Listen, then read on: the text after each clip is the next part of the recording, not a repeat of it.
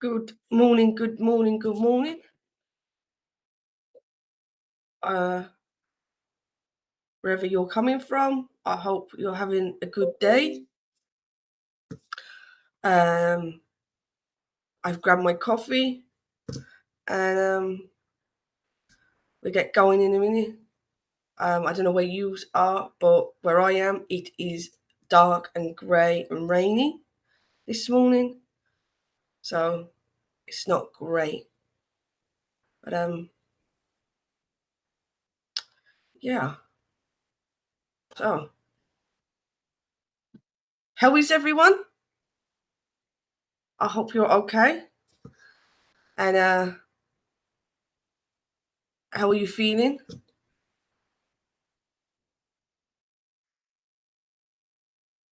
So, if you're a busy mum who wakes up already feeling behind, this is the life for you. Today, we're talking about how to stop feeling overwhelmed.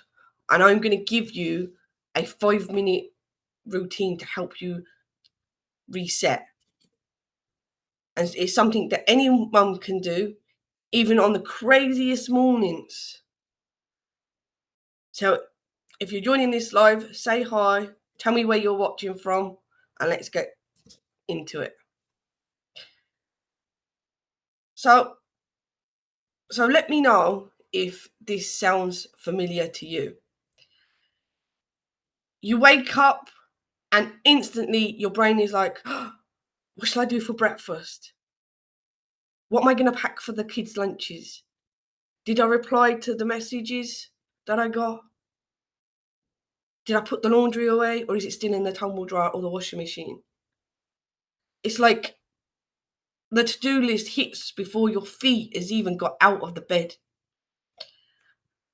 And that used to make me not get out of bed because I used to think of all the jobs that I had before I even got going. So I used to start straight away in panic mode, and it set my tone for the day. And let's be honest, it 9 times out of 10, it was on a bad start. But then I I decided that I wanted change. I did not want to be this way. So I learned to give myself a bit of extra time for me in the mornings. And my mornings have become so much easier. They're more structured, more able to cope and with the mornings, and it is so much easier. So what I do is obviously I wake up and I just breathe for a minute. I don't think anything. I just knock it out of my head and I just breathe in for a few minutes. I do that and then I just slow it down and I go to the kitchen and I'll make myself a tea or a coffee, depending. And I just sit in peace and quiet before the house wakes up. And I just breathe and I don't think of anything I got to do. And I just sit down. And sometimes I stare out the window and I just look around and just listen to the birds and just be grateful for what I'm able to do this. And then I just sit, I stretch, I just do a bit of stretch, listen to what my body's feeling. What are we going to do today? How are we feeling? What do we feel like we're going to do today? And then I get a notepad, just a little notepad like this, and I just start. I start writing down my jobs. What do I want to do today? And I write all the list. So it could be appointments, what I want. Maybe bills have to be paid, so I do all that. Do I want to go to the gym? Do I want to meet friends? That all comes into it. And I get it all out. And I put it down all on a piece of paper. And it just gives you that relief. And then I take a look at it. I take a look at my list and I'm like, Right, right. What is the most important things to do? And whatever comes into my head, I just put down. Just kind of like a brain dump as well, that I just stick it all down. And I just circle one, two, three things that might work. That might work.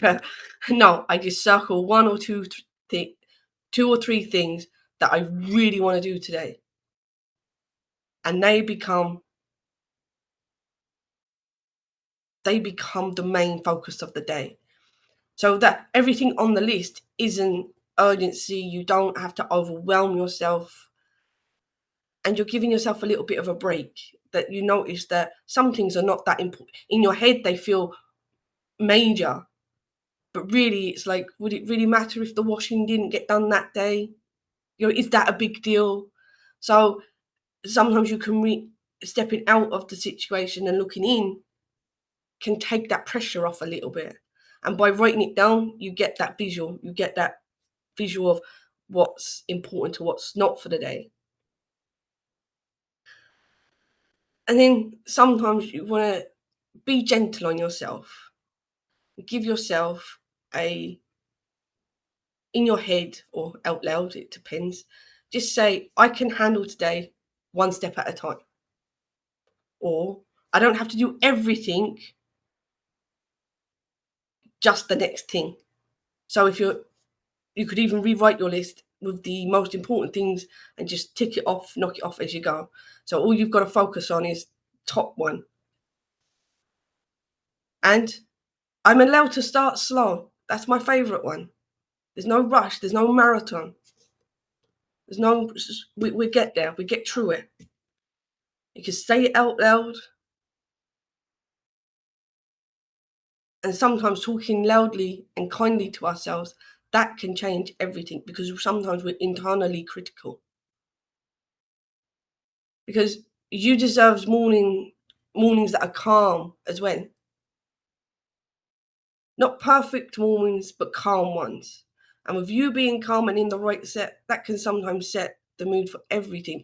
And you're able to handle what doesn't go right in the morning if you're in a better mindset, frame of mind. The routine doesn't fix everything, but it does create tiny pockets of peace before chaos. And over time, it shifts and your energy is completed. You complete your energy.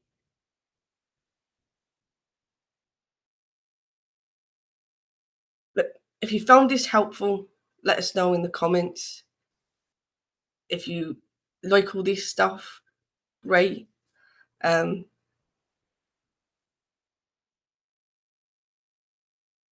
Look, and remember, you're doing an amazing job, even on the messy mornings.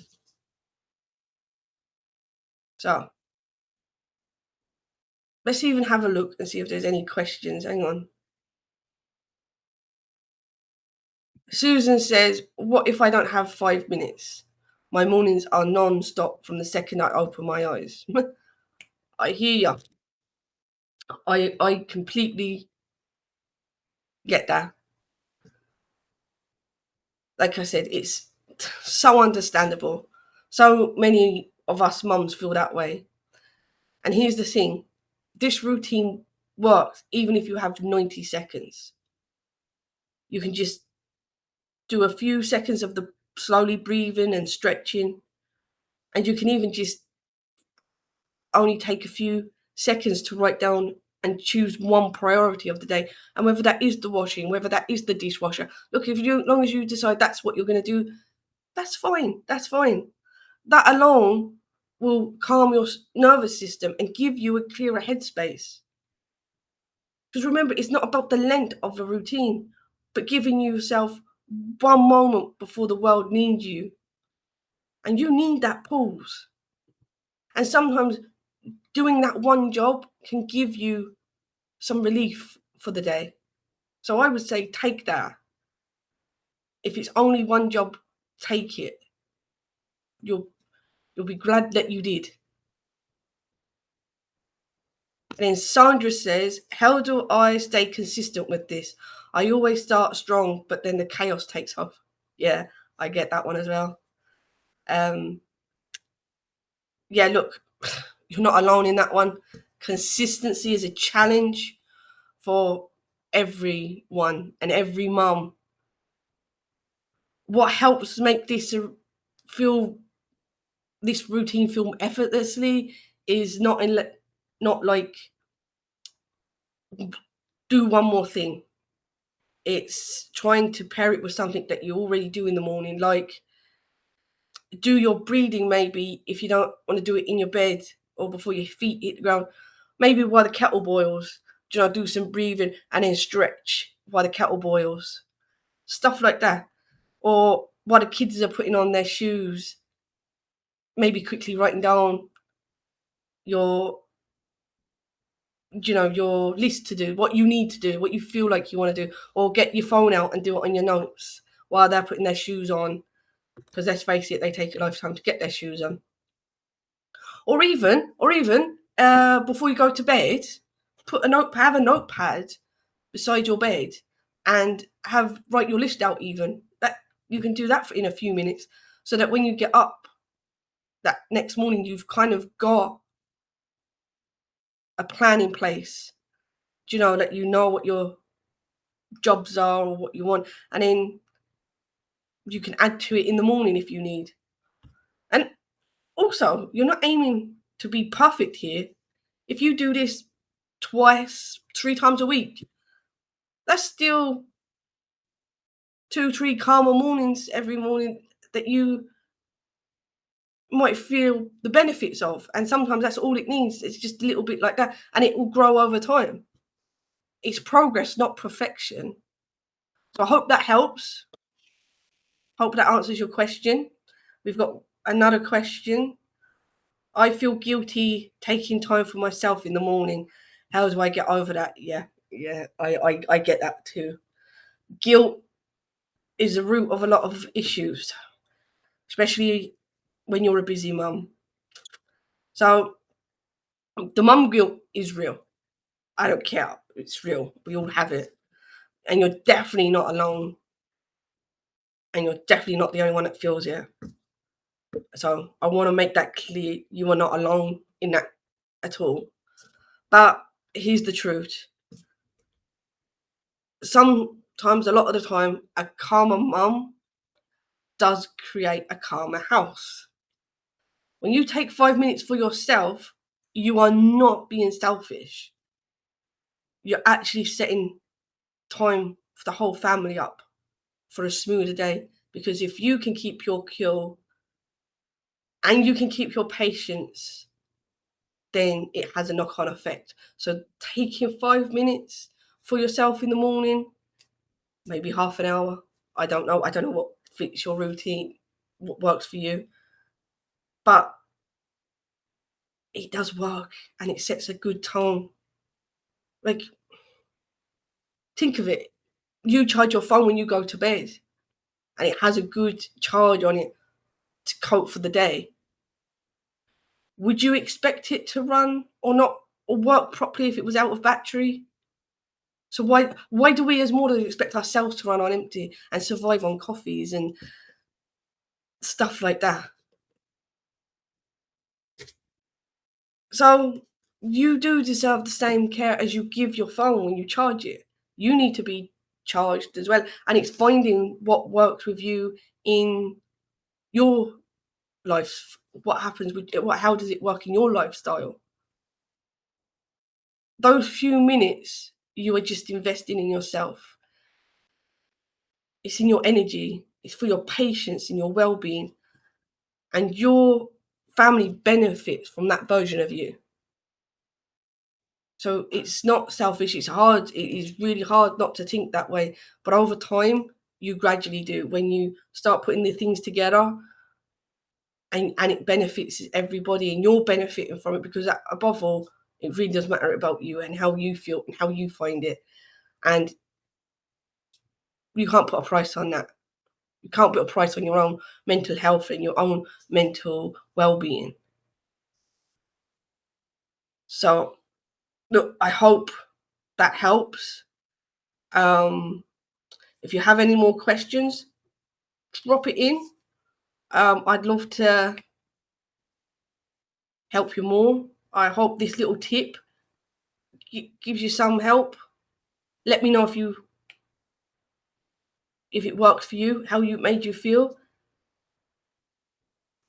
and have a good day. Enjoy the rest of your day.